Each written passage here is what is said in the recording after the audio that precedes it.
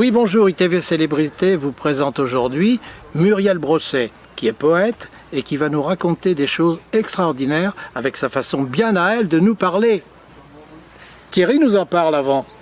Bienvenue ITV Célébrité. Aujourd'hui, on est au Jardin du Monastère, dans les hauteurs de Cimiez, dans un cadre magnifique, où on va recevoir une poète magnifique qui va vous expliquer son parcours à travers son livre et ses poèmes.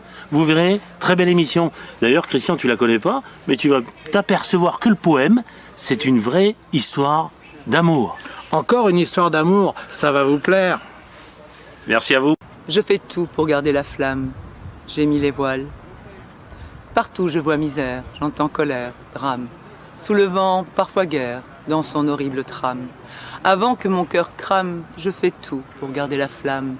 J'écris, je crée, pas sur des gammes, loin du monde qui rame. Un univers où nul ni rien n'est infâme.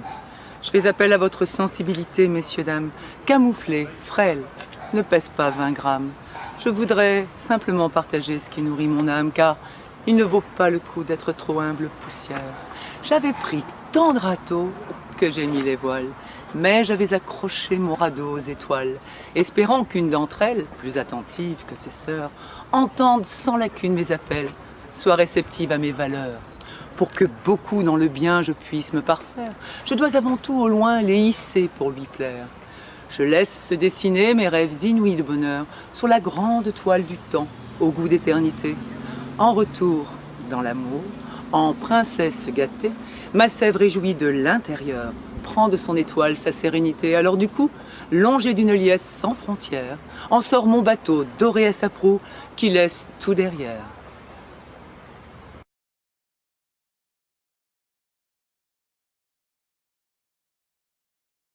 Bonjour à vous.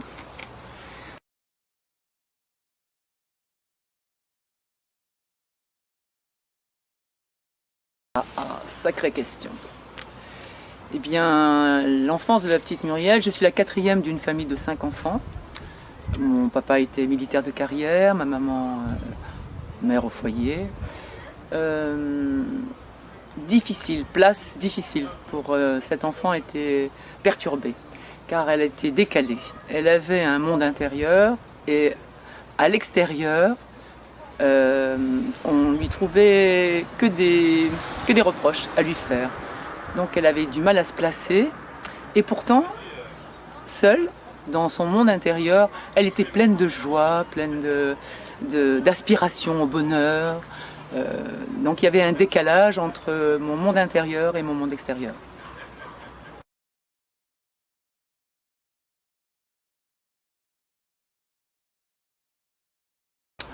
Alors, formation écolière, étant donné que j'ai eu une adolescence perturbée, car j'avais un problème caractériel entre ma mère, une relation caractérielle entre ma mère et moi, je ne suis allée qu'en terminale F8, médico-social, et j'ai eu très tôt une vie de femme, puisque à 17 ans, je me suis retrouvée avec le père de ma fille, qui a été ultérieurement mon mari. Donc à 17 ans, j'ai quitté l'école.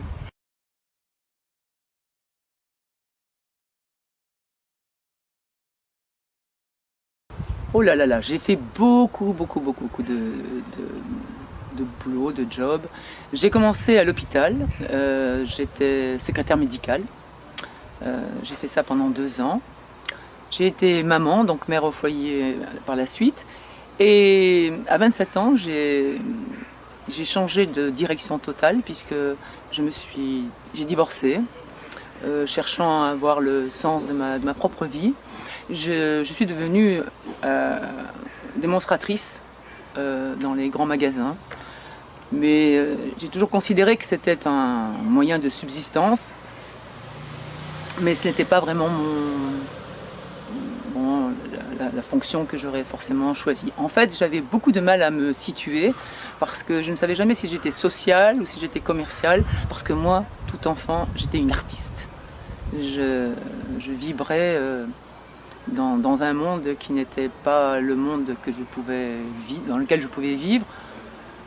Mais donc le moyen de subsistance, c'est quand même le grand magasin. J'y ai travaillé plus de 24 ans et j'y suis toujours d'ailleurs. Mais Après, j'ai été représentante, je me suis lancé beaucoup de défis. J'ai été stewardess sur un bateau. Quand j'ai cassé mon pied, j'étais téléprospectrice pour les larves de Capricorne. Je suis une personne qui a surtout été chercher à l'intérieur d'elle-même toutes les capacités qu'elle avait. Donc, comme j'étais quelqu'un de pas stable, je voulais savoir vraiment pour qui j'étais. Donc, j'ai fait énormément de travail. J'ai été mannequin professionnel. Mais je n'étais pas heureuse là aussi parce que c'était sois belle et tais-toi et que l'apparence, ça m'a posé problème. Je suis quelqu'un qui a cherché à être authentique.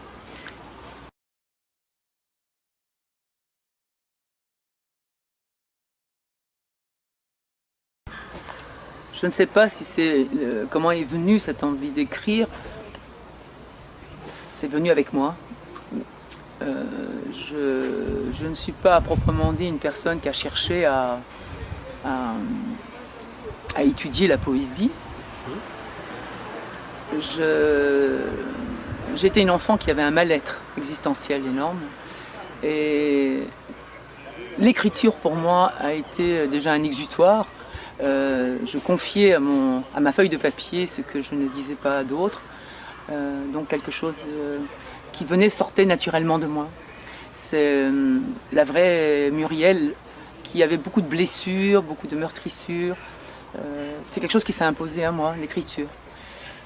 Mais là où c'est intéressant, c'est qu'au fur et à mesure que j'ai cherché à savoir qui j'étais, parce que c'était très invalidant pour moi, j'avais entendu beaucoup de choses sur moi il y avait un paradoxe entre ce que j'entendais, toutes les guerres que j'ai dû accepter, ne serait-ce que dans mon enfance, et on me disait des choses qui ne correspondaient pas qui me semblaient ne pas être vraies dans ma réalité. Par exemple, on me reprochait j'avais énormément d'énergie. J'étais toujours pleine de vie, fatigante, je le conçois, mais on me reprochait que j'étais toujours en mouvement, et puis surtout je me faisais des films.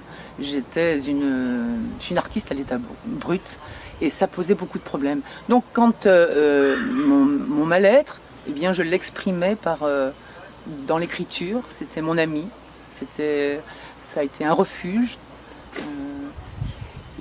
Et puis parfois ça a été aussi une grâce parce que ça a été quelque chose qui m'a fait du bien. Surtout que j'écrivais des choses qui étaient très belles. Parce que je sentais que c'était situé à un autre niveau. J'étais parfois l'enfant qui se rebellait, mais dans mon cœur, j'étais pleine d'amour. Alors je voulais absolument faire tout pour qu'on m'aime, mais donc mon écriture était quelque chose où je me sentais exister. En fait, c'est ça, vivante.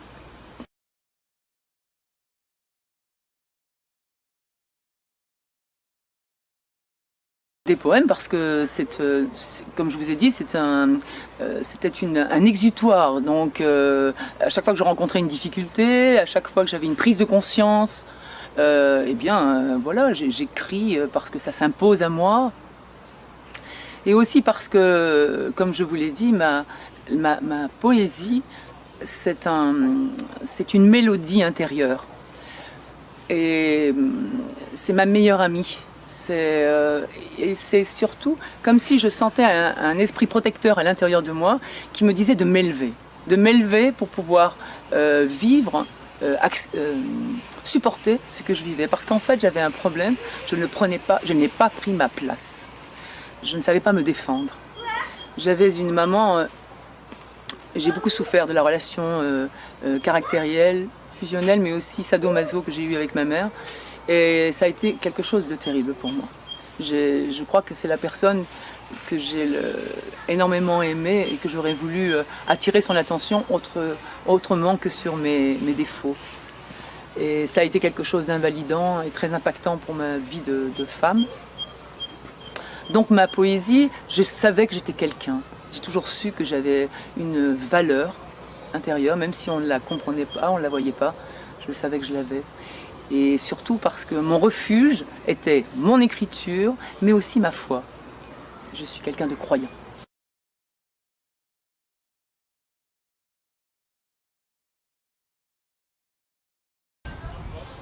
Avant de vous dire ce texte, je ne prétends rien avoir à dire à qui que ce soit. ne prétend rien à apprendre à qui que ce soit qui ne se voile pas la face. Dis, réveille-toi. Tu es bien peinard au chaud dans tes pantoufles, tu t'es perdu de vue, préfère te résigner, pas trop vénard et souvent à bout de souffle, car même pas reconnu pour ce que tu fais. Donne tout au boulot, ta paye n'est pas jojo, d'ailleurs tu joues au loto, comme en rituel, ça peut te rapporter gros, bon gâteau du ciel.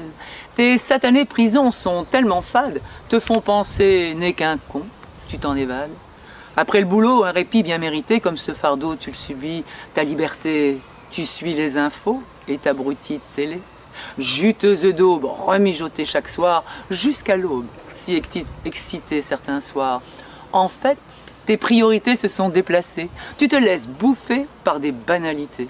Tu te remplis bien des histoires des autres, mon Dieu, sont trop pour toutes les enregistrer.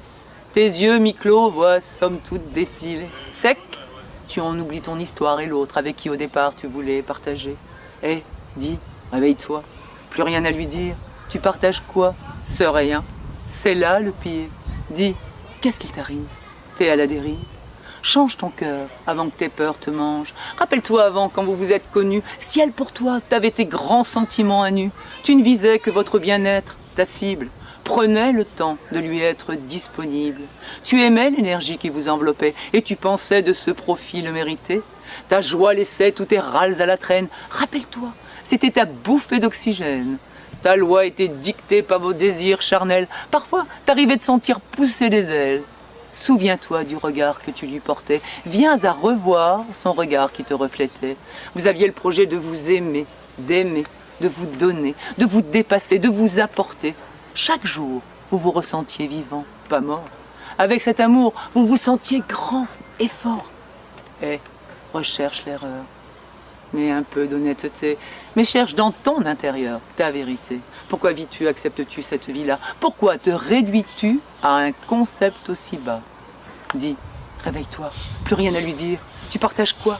Ce rien, c'est là le pire. Dis, qu'est-ce qui t'arrive? Sors de cette dérive, change ton cœur avant que tes peurs te mangent.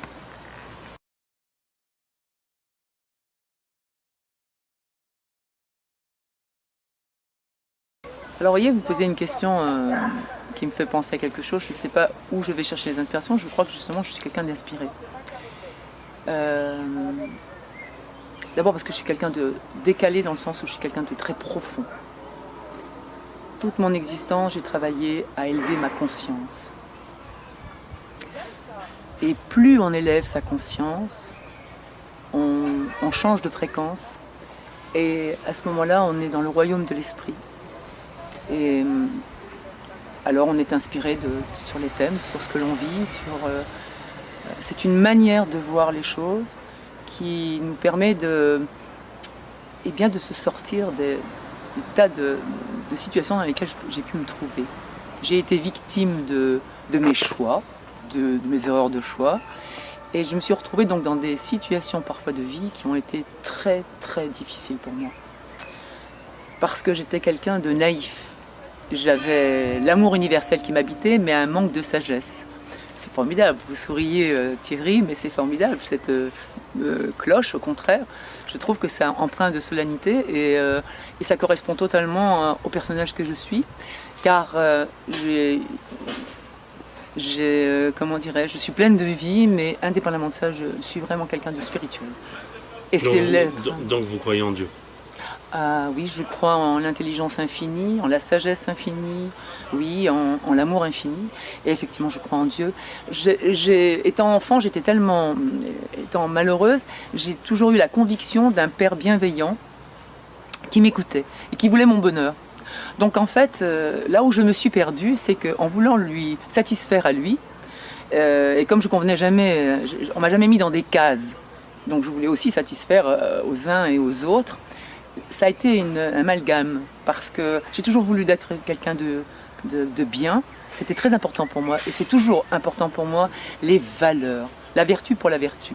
La vie, je suis pour le sacré des choses, c'est-à-dire la vie déjà est un don précieux que j'ai voulu honorer, et aussi d'être quelqu'un de bien, quoi que je puisse rencontrer, qui que je puisse rencontrer de ne pas bien. C'est très important pour moi, c'est ce que j'ai légué à mes enfants, façon de voir. Mais là où il a fallu faire un choix à un moment donné de mon existence, c'est où il fallait convenir, pour justement convenir à un père bienveillant, ou convenir aux considérations des uns et des autres. Donc ma spiritualité, mon écriture a changé au fur et à mesure de mon évolution spirituelle.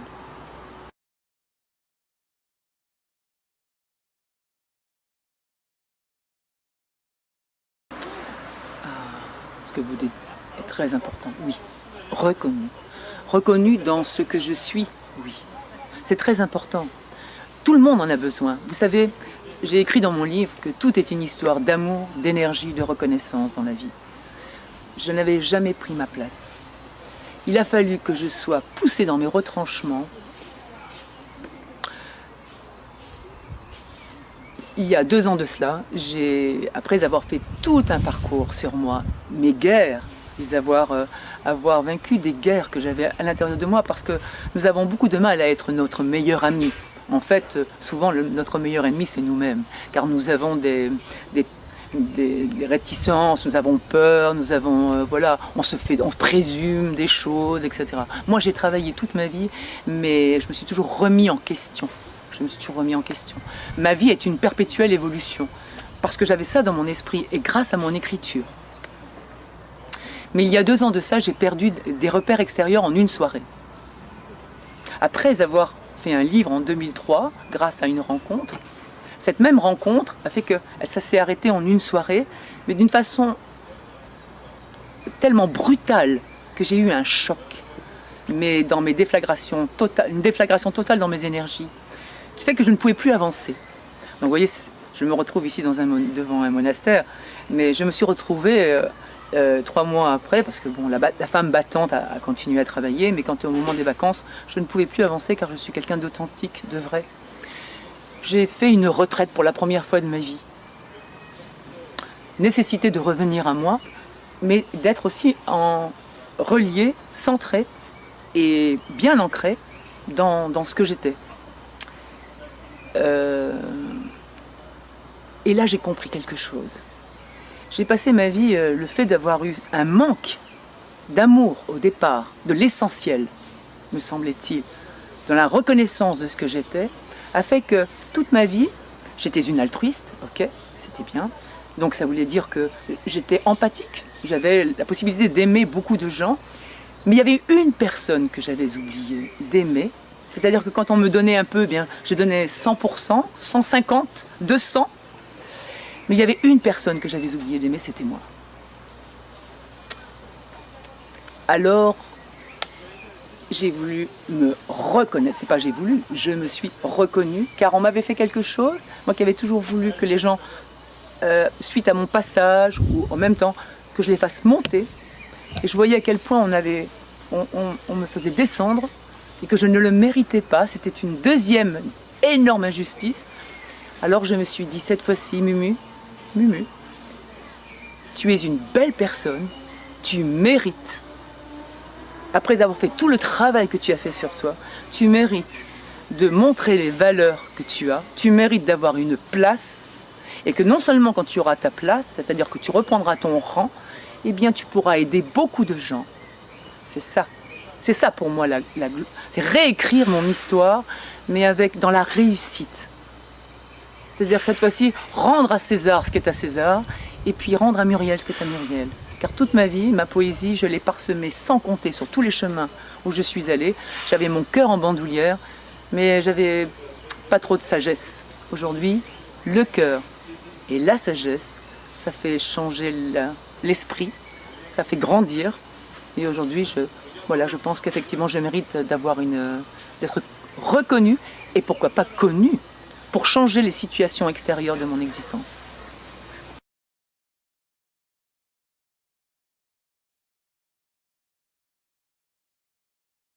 Je pense qu'elle vient plus la nuit quand même. La nuit, les choses me hantent, me taraudent. Oui. Mais bon, ça peut être aussi... je sais pas, ça peut être le jour. Mais enfin, en règle générale, c'est quand même la nuit que ça me travaille. Hein, hormis votre travail de la journée, mais je veux dire... et quand il vous vient des idées dans la journée, vous écrivez sur un bout de papier? Oui.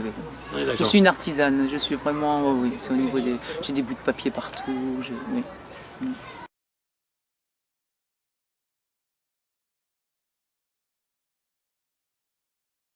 Je ne saurais vous le dire. Je ne suis pas... je suis vraiment une autodidacte. Vous savez, le poète, on disait... Qu'est-ce qui vous conduit? Le quatrain, le vers? Le vers. Le vers. Le vers, oui, le vers. Ma poésie est un peu... j'ai un style quand même bien particulier. Vous savez, Hegel disait que le poète était celui qui étreignait le langage à son point le plus haut, par vocation ou par effort, dans le royaume infini de l'esprit. Il est vrai que quand quelque chose me taraude, quand j'ai un thème, j'aime que toute la phrase, il faut que le mot, tant que je n'ai pas le mot juste, je reste accroché dessus. Par exemple, je vais vous dire un exemple, un texte que j'ai écrit en 2003, sur le plus profond de mon être. À un moment donné, je dis « J'aime la pureté de sa poésie qui, couronnée de ce diadème de légèreté de vie, qui illumine les fils de ma concentration, enlumine mon style par son inspiration. » Pour écrire ça, d'abord on est dans un état comme... On n'est pas ici, je ne suis pas ici.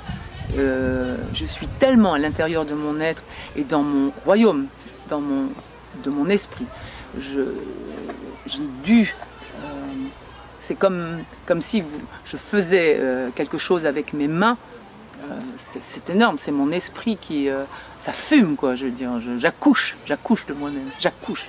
Je ne saurais pas vous expliquer, mais en attendant, c'est comme ça. Et tant que je n'ai pas...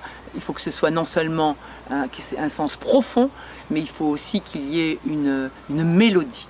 C'est pour ça que je dis que ma poésie, à moi, c'est une mélodie intérieure, c'est une musique intérieure.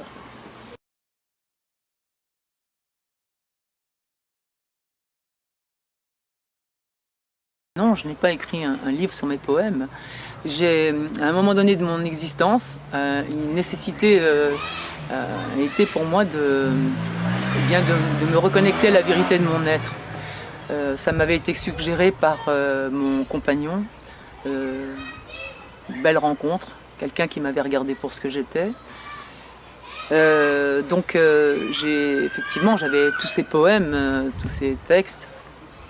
Beaucoup d'autres ont été écrits depuis, mais donc nécessité pour moi était de me reconnecter à la vérité de mon être et surtout j'avais ce livre a plusieurs aspects.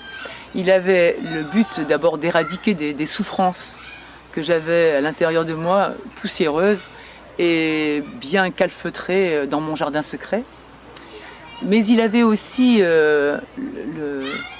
l'envie justement d'exprimer ce que pour moi, ce qui est important, c'est ma façon de voir la vie, qui me correspond. Ça a été un cri justement de réhabilitation dans mon individualité, parce que ce bébé, car j'ai accouché de moi-même après avoir été maman, mamie, c'est un bébé, c'est un... Il est là d'ailleurs, votre livre, livre. Hein. Alors là, c'est une deuxième réédition, car le premier, j'en ai vendu quand même 1000 en premier, sans couverture, sans rien, car j'avais la naïveté de penser que l'important c'était que les gens me voient de l'intérieur. Mais comme on est dans un monde d'images, je suis revenue 12 ans après avec une belle image. D'abord c'est Muriel 12 ans après, en ayant grandi. Et surtout en ayant compris comment fonctionnaient les gens.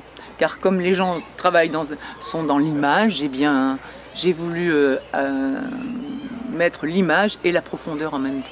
Et vous avez fait un CD? Et effectivement, là, le CD, c'est un beau cadeau de la vie qui m'a été fait. C'est-à-dire que dans mon expérience d'ouverture, j'ai voulu faire connaître mes textes. C'est très important, j'ai voulu me faire non seulement reconnaître, mais connaître en tant qu'auteur, interprète slameuse.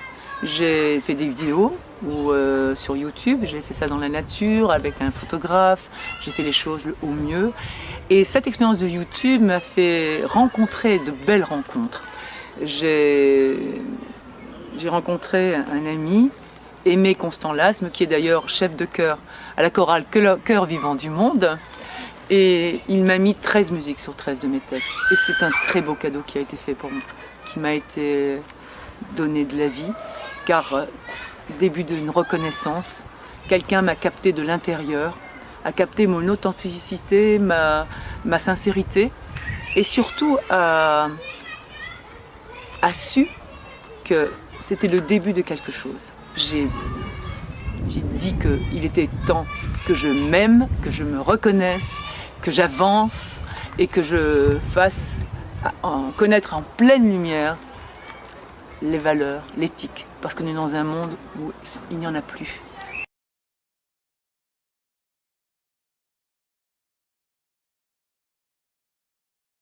De l'errance à liberté choisie. Libre, oui, je rêve de liberté. Plus que la survie, avoir une vie.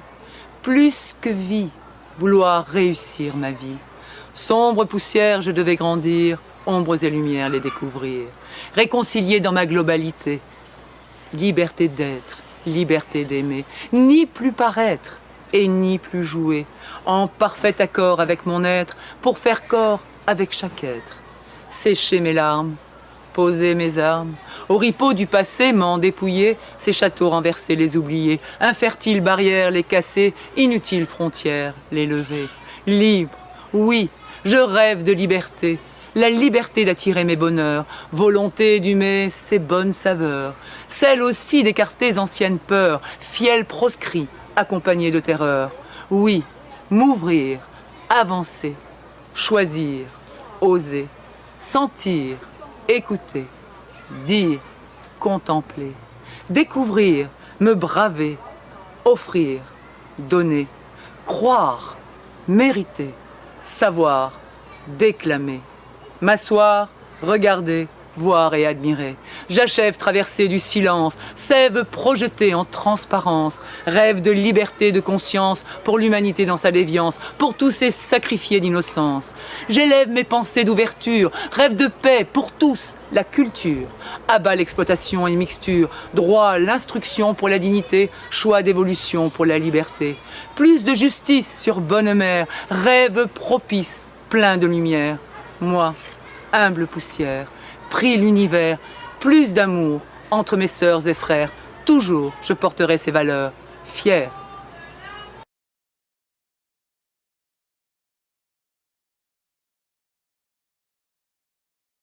Merci Thierry de me permettre de lire cette lettre. Effectivement, le 6 février 2017, à votre intention, attention, Danny Boone. Loin de moi l'idée de vous importuner, vous sachant très occupé, mais ayant eu l'opportunité d'avoir les coordonnées de votre maison de production, je me permets cette lettre, accompagnée de mon CD, produit le 13 septembre 2016. Autant que d'espoir. Je vous l'offre de bon cœur. Je vous sais non seulement un acteur, humoriste, artiste fantastique, autant qu'un homme de cœur. Je me présente succinctement. Muriel Brosset, femme authentique, longtemps décalée à cause de sa profondeur, interprète slameuse, artiste à l'état brut, à l'âme poète, à vocation contrariée, dirons-nous, de 58 ans aujourd'hui. Sans méli-mélo, j'ai eu ce que l'on peut appeler un parcours de vie plutôt difficile, mais que j'ai su assumer et vivre au mieux, car phénomène de résilience, je fais l'expérience, était-ce un hasard finalement? C'est devenu ma richesse, en fait, que je partage à travers mes mots. Donc plein d'espérance, de foi en la vraie vie, qui n'est rien d'autre que des petits bonheurs que l'on se choisit dans l'ici et maintenant. Pour l'alimentaire, je suis démonstratrice dans le prêt-à-porter masculin MacGregor, je fais de la pub, aux Galeries Lafayette 80 000 de Saint-Laurent-du-Var, bon terreau d'inspiration sur les choses de la vie, mais en fait, matin, midi et soir, surtout depuis que je me suis réveillée, il y a un peu moins de 2 ans, je me sens une artiste, balançant mes cartes de visite à tout va. Je suis poussée de l'intérieur à faire connaître mon univers et à réaliser mon moi le plus profond avant que ne sonne mon heure. Si je dois connaître un moment de gloire, je le veux de mon vivant, légitimement. J'avais aimé tant de gens dans ma vie du mieux que j'avais appris, mais il y a une personne que j'avais oublié d'aimer en premier, c'est moi. Je suis vivante, à ma place, quand j'interprète ce qui sort de mes tripes, qui constitue mon ADN. La chance sourit aux audacieux, tel est le dicton. J'ai toujours été audacieuse, mais longtemps n'avais pas confiance en moi. À présent, ce n'est plus le cas. J'ai un rêve, Dany, exprimé sur une grande scène, devant un grand public, au moins un de mes textes que j'ai écrit à l'insu de tous en 2004, qui s'intitule « Je lance un appel ». Puissiez-vous me lire jusqu'au bout, écouter, faire écouter mon CD, et si touché, me contacter. Vous ne le regretterez pas, car ce qui est certain, pour avoir rencontré tant de tordus, et ayant pour autant su garder le cap, mon éthique, je suis une belle personne, rare en mon genre, en toute vraie humilité. Bravo en tous les cas, et merci pour votre talent de nous faire rire, de nous émouvoir, de faire oublier le sombre de notre monde. Alors peut-être à bientôt, très chaleureusement, respectueusement, Muriel Brosset.